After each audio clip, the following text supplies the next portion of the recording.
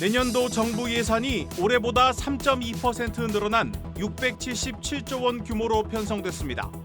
증가폭을 2년 연속 3% 안팎으로 묶어 고강도 긴축을 이어갔습니다. 금융감독원에 이어 국민연금이 두산의 지배구조 개편을 반대할 조짐을 보이고 있습니다. 주주 가치를 훼손하는 합병에 급제동이 걸릴 가능성이 높아졌습니다. 금융감독원이 부당대출 사실을 알고도 이를 보고하지 않은 우리금융 경영진을 정조준하고 있습니다. 임종용 우리금융 회장이 중징계를 받을 수 있다는 전망이 나오고 있습니다. SK이노베이션과 SKENS의 합병안이 오늘 주주총회를 통과했습니다. 오는 11월 자산 100조 원 규모의 초대형 에너지 기업이 출범합니다.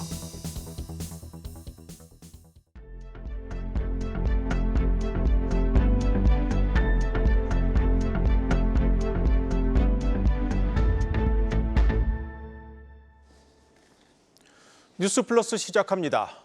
SK이노베이션과 SKENS의 합병안이 오늘 주주총회를 통과하면서 SK그룹의 사업구조 재편이 본격적으로 시작됐습니다.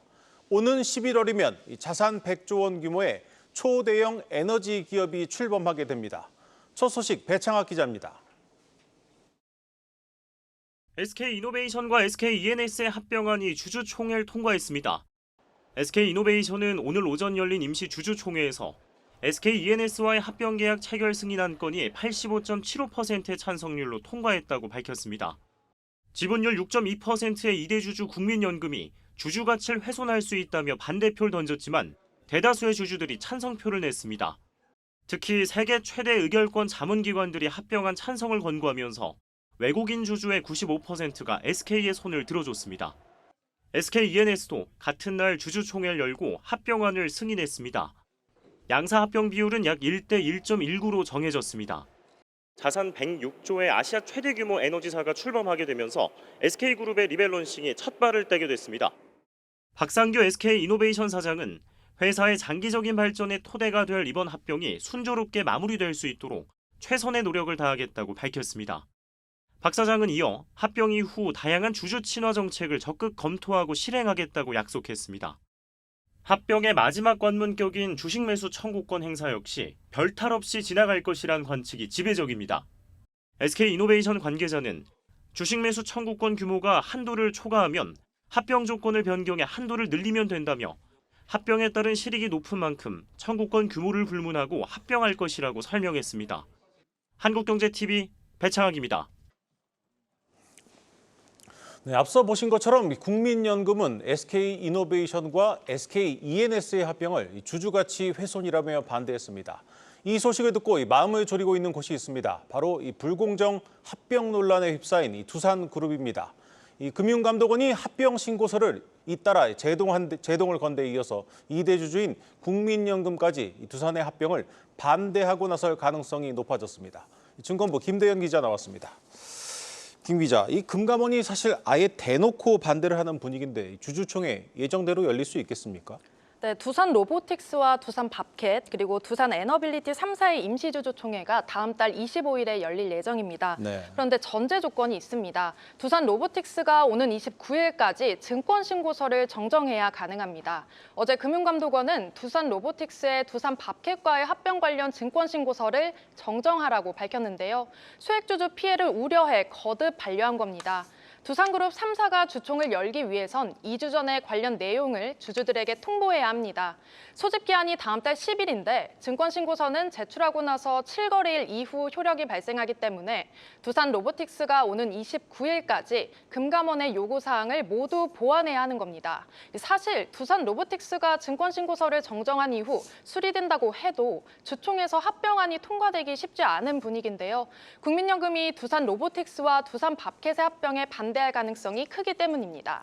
네, 오늘 국민연금이 SK이노베이션과 ENS의 합병을 반대하면서 주주가치 훼손이라는 표현을 썼습니다. 그런데 두산 밥캣과 두산 로보틱스의 합병은 오히려 좀 논란이 더 큰데 국민연금이 반대할 가능성이 좀 높지 않겠습니까? 분위기는 어떻습니까? 네, SK 합병 때와 마찬가지로 이 두산 합병에도 부정적인 반응을 보였습니다. 네. 국민연금은 기금운용본부에서 판단하기 곤란한 중대한 사안일 경우 수탁자 책임 전문위원회의 결정을 요청해 의결권 행사 방향을 결정하는데요. 9명의 수책위원이 다수결을 통해 찬반을 정합니다. 이들 중 제가 3명과 접촉해봤는데 모두 특정 대주주의 지배권이 강화되는 방식의 사업 구조 개편은 찬성할 수 없다 이렇게 전했습니다. 앞서 국민연금은 SK E&S 1주에 SK 이노베이션 1.19주를 배정하는 합병 비율이 주식 가치를 적절히 반영하지 못한다고 판단했는데요. 두산도 두산 에너빌리티의 자회사 두산 밥캣을 떼어내 두산 로보틱스의 완전 자회사로 흡수 합병하는 방안을 추진 중이죠. 여기서 알짜 기업 두산 밥캣 주식 1주가 적자 기업 두산 로보틱스 주식 0.63주로 교환되는 부분이 문제가 되는 것이고요. 한 국민연금 관계자는 국민연금이 2대 주주이지만 소수 주주 중 하나라며 주주 입장에선 국민연금의 포트폴리오 가치가 훼손되면 적극적으로 반대한다고 설명했는데요. 다른 관계자도 소액 주주에 대한 보호 대책이 마련되지 않는 이상 주총에서 안건이 통과할 가능성이 작다며 이미 국민연금이 SK 합병에 대한 입장을 밝혔기 때문에 두산이 합병 비율을 수정하지 않으면 반대할 가능성이 크다고 밝혔습니다. 네, 그렇다면 이 국민연금이 두산그룹의 지배구조 개편안에 반대표를 던진다면 저 합병이 무산될 가능성도 있는 겁니까? 네, 두산 에너빌리티 주총이 복병이 될 전망입니다. 두산 로보틱스는 대주주 두산의 지분율이 68%나 되고 두산 밥캣도 대주주인 두산 에너빌리티가 지분 46.08%를 보유하고 있습니다. 모두 대주주 지분율이 높아서 주총이 무난하게 통과될 것으로 예상되지만 두산 에너빌리티는 최대 주주인 두산 지분율이 30.39%에 불과합니다. 소액주주 비율이 63%에 달하는데요. 국민연금은 두산 에너빌리티와 두산 밥캣의 지분을 각각 6.94%와 6.49%를 보유한 2대 주주입니다. 국내 자본시장의 큰 손인 국민연금의 결정은 다른 투자자들의 표심에도 영향을 미치는데요. 만약 국민연금이 반대 입장을 표명하고 소액주주들의 의견도 같은 방향으로 쏠리면 두산 계열사의 합병은 물거품이 될 가능성이 큰 거죠. 주식 매수 청구권도 변수입니다. 주식 매수 청구권은 합병 등 회사의 특정 안건에 반대하는 주주가 회사의 주식을 일정 가격에 사달라고 청구하는 권리를 뜻하는데요. 두산 에너빌리티는 국민연금만 주식 매수 청구권을 행사해도 그 규모가 9,300억 원으로 두산이 제시한 한도를 훌쩍 넘기게 됩니다. 두산 에너빌리티의 주식 매수 청구 가격은 2890원인데요. 오늘 종가 기준으로 두산 에너빌리티 주가가 7,860원인 만큼 국민연금이 시세 차익을 노리고 주식 매수 청구권을 행사할 가능성도 배제할 수 없는 상황입니다. 네, 잘 들었습니다. 증권부 김대현 기자였습니다.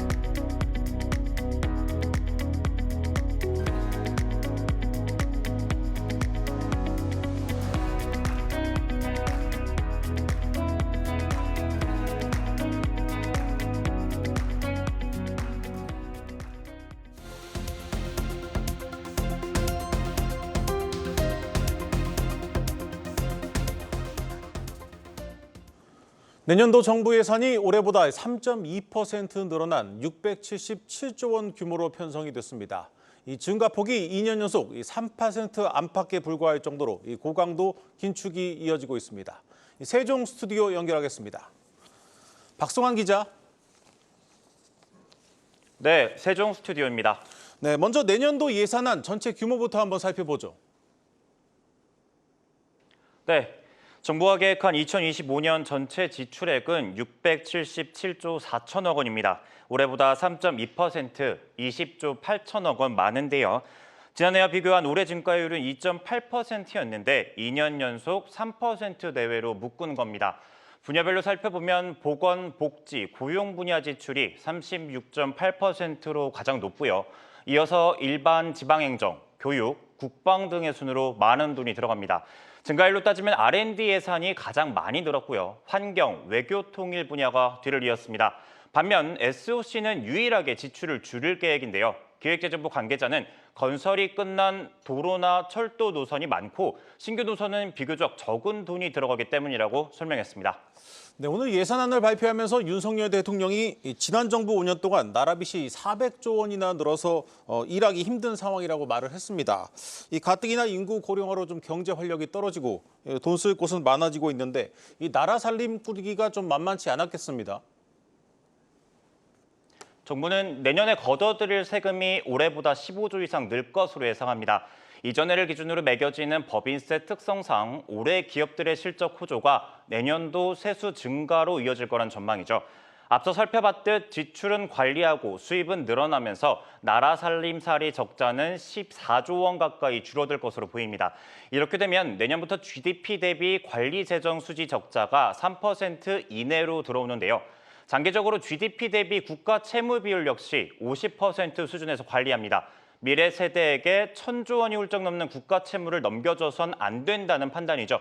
윤 대통령 국무회의 발언 들어보시죠. 허리띠를 바짝 졸라매서 비효율적인 부분은 과감하게 줄이고 꼭 써야 할 곳에 제대로 돈을 써야 합니다.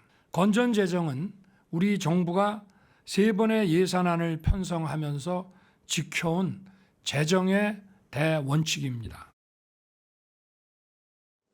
다만 내년도 예산안에는 올해 세수 펑크가 반영되지 않아서 더 들어와야 할 세금이 늘어날 거란 점, 또 내년에는 정부가 깎아주는 세금 역시 최대로 예상되는 상황이어서 쉽지 않을 거란 우려가 나옵니다. 네, 이 재정 압박이 클수록 이 효율적으로 더 필요한 곳에 지출하는 게 좀 중요할 텐데 그렇다면 이 투자자 관점에서 내년도 예산안 가운데 좀 눈여겨봐야 할 부분이 있을까요? 맞습니다. 먼저 체코를 시작으로 원전 수출 붐을 띄우기 위해서 1,000억 원 규모의 펀드를 꾸립니다. 이와 함께 차세대 원전 등 연구 개발과 해외 진출을 위한 홍보 역량 강화에도 예산이 잡혔습니다. 올해 역대급 수출 실적이 예상되는 방산 분야에 대해서도 펀드 조성과 수출 보증 공급이 이뤄집니다. 이에 더해서 대규모 한류 콘서트를 시작으로 음식이나 뷰티를 아우르는 K 콘텐츠까지를 새로운 수출 주력 산업으로 키우겠다는 게 정부 계획입니다. 기존 주력 산업에는 역대 최대 규모의 예산을 기울여서 초격차를 만들겠다는 각오인데요. 소위 AI와 바이오, 반도체를 뜻하는 칩스의 머리 글자와 2차 전지 등 첨단 산업을 아울러서 ABC 플러스라고 하죠. 먼저 반도체 투자 기업에 낮은 금리로 자금을 대주고 용인 산단을 지나는 국도를 넓히는 등 인프라 지원에도 속도를 냅니다. 이에 더해서 AI와 바이오, 양자 기술 등 3대 게임 체인저에서의 기술 주권을 세웁니다. 국민적 불안이 커지는 전기차 화재에는 스마트 제어 충전기 보급을 늘려서 대응하기로 했습니다. 최성묵 부총리 세종청사 브리핑 확인해 주시겠습니다.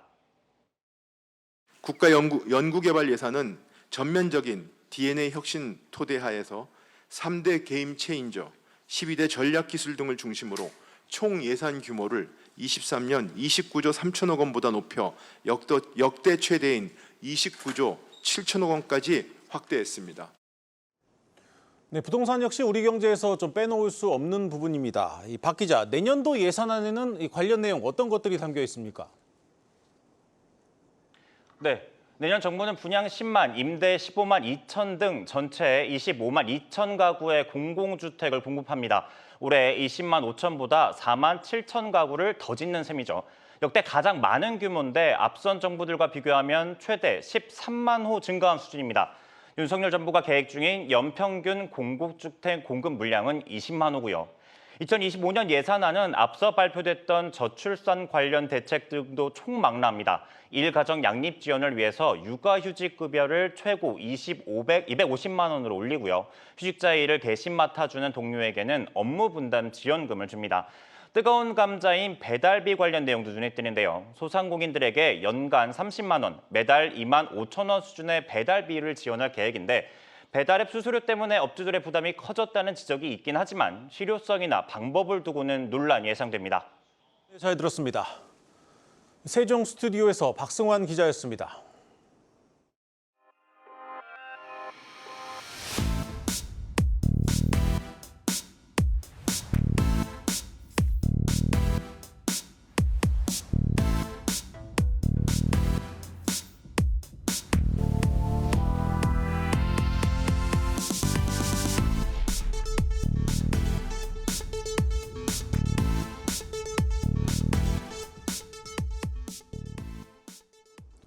전 세계에서 이익률이 가장 높은 자동차 회사 현대차와 기아가 세계 3대 신용평가사로부터 모두 A등급을 받았습니다. 일본의 토요타와 혼다, 독일의 벤츠와 어깨를 나란히 하는 수준입니다. 고영욱 기자가 보도합니다. 현대차와 기아가 최근 글로벌 신용평가사 스탠다드앤푸어스로부터 A- 신용등급을 받았습니다. 무디스와 피치로부터 A등급을 받은 지 반년 만입니다. 세계 3대 신용평가사로부터 올 A를 받은 완성차 회사는 현대차, 기아를 포함해 벤츠와 토요타, 혼다 이렇게 전 세계 4곳뿐입니다. 판매 대수 기준 세계 3위에 오른 데 이어 향후 사업 전망과 재무 건전성에서도 정상급으로 인정받은 겁니다. 연간 생산량이 현대차, 기아보다 많은 독일 폭스바겐의 신용등급은 한 단계 낮은 트리플 B+, 미국 주요 완성차 업체들도 B등급에 그치고 있습니다. 현대차, 기아의 신용등급이 이처럼 높이 평가된 건 돈 벌 줄 아는 회사로 변신하면서입니다. 실제로 상반기 양사 합산 영업이익률은 10.7%로 글로벌 완성차 업체 1위입니다. 전기차 캐즘에도 SUV와 하이브리드차 같은 고부가 가치 차량 판매로 유연하게 대응한 결과입니다.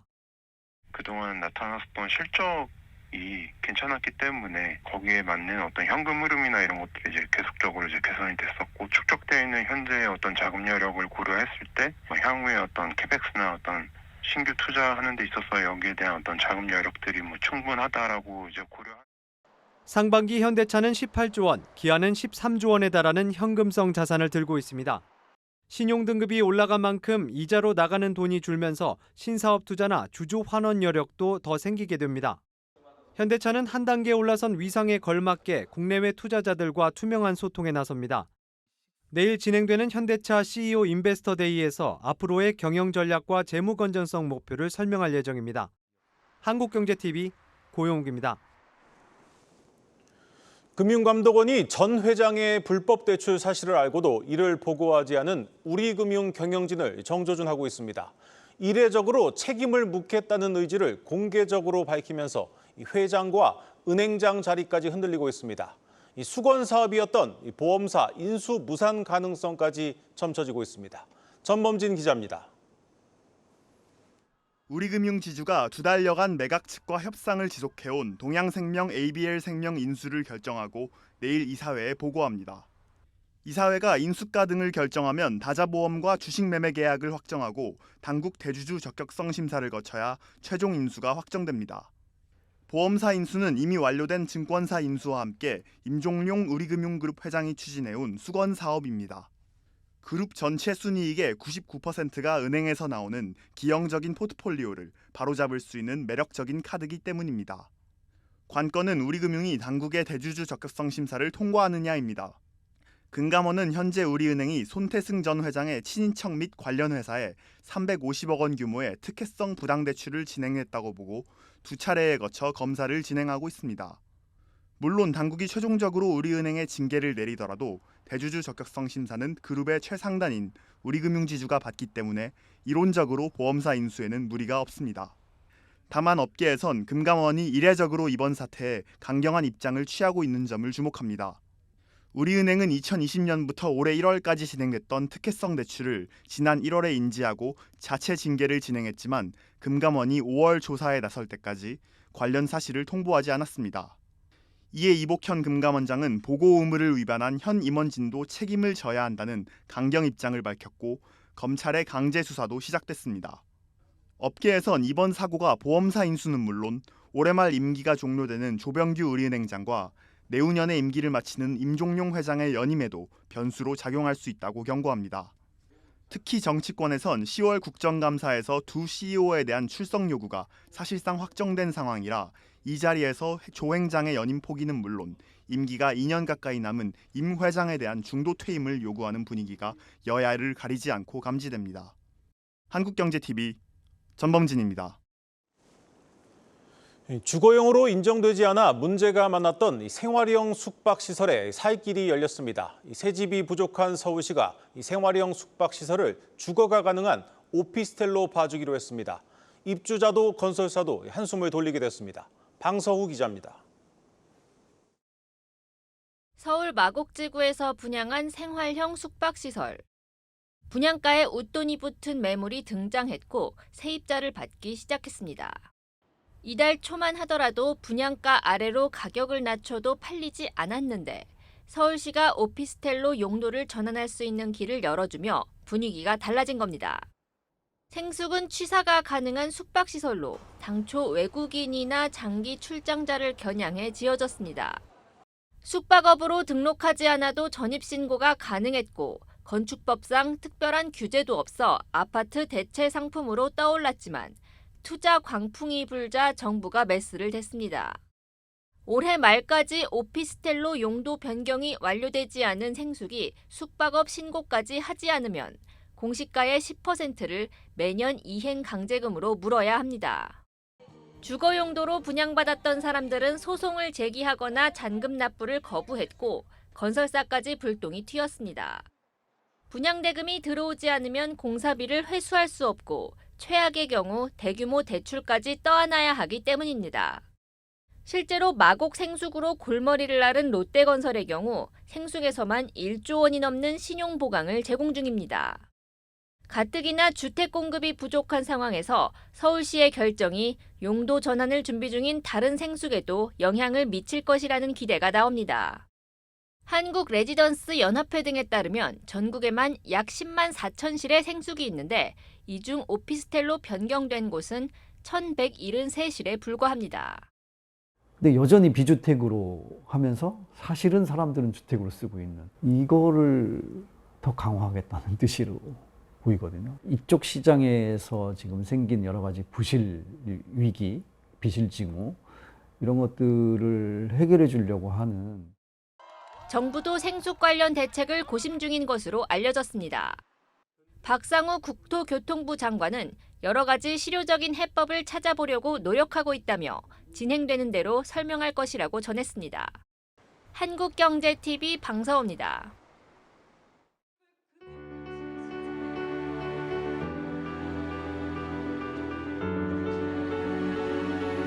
금융업이 기술 변화를 적극 수용할 수 있도록 진입 행위 규제 개선을 검토하고 클라우드 이용과 같은 정보 처리 기준을 글로벌 기준에 맞게 합리화해 나가겠습니다.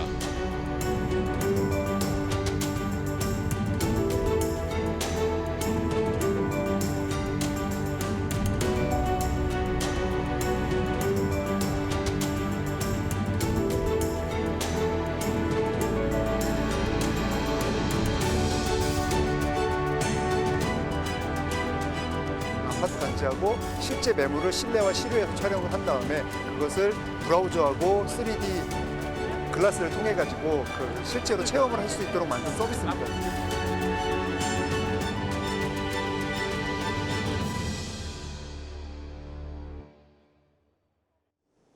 오늘 준비한 뉴스 플러스는 여기까지입니다. 함께해 주신 여러분 고맙습니다.